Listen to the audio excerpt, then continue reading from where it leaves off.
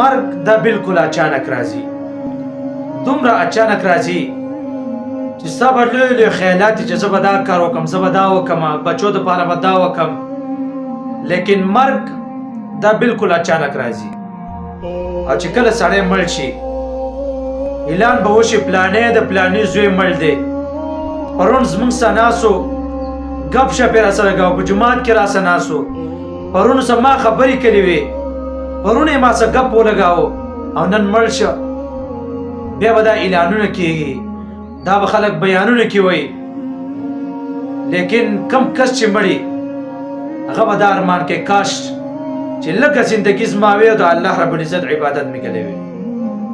ګوره په الله رب العزت په دې انسان باندې فرشتې مقرره کړي دي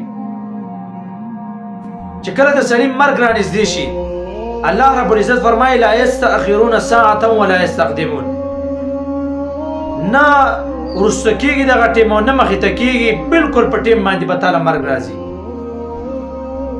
لیکن الله رب العزت فرشتې مقرره کړي، په سا باندې ځان له فرشته مقرر ده،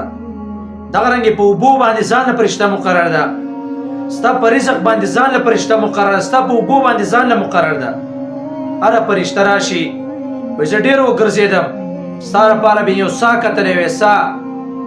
لیکن ستا سا نوره په دنیا کې نشته. دغه رنګې د اوبو فرشته راشي، د رزق هغه راشي، دا ټولې فرشتې راشي دا ورته وایي ستا لپاره موږ وګرځېدو په دنیا کې، لیکن نه ستا رزق شته، نه ستا دغه رنګې اوبه شته، نه دې سا شته، ټیم دې پوره دی. دا به ارمان وکړي دغه وخت کې، لیکن بیا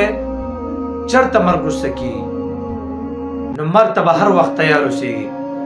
داسې تیار به اوسېږي چې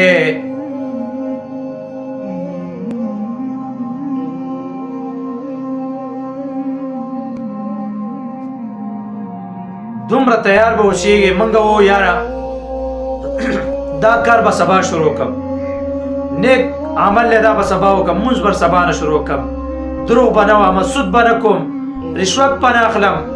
غلطو خلکو سره به نه کښېنم. دا زموږ د ټولو دغه نیت دی، لیکن سبا چې راشي سړی قبر ته ورسوي. د دې د وجې نه هغه اعلان چې ستا په جنازه کې چې پلانې مړ دی، پلانې زوی مړ دی،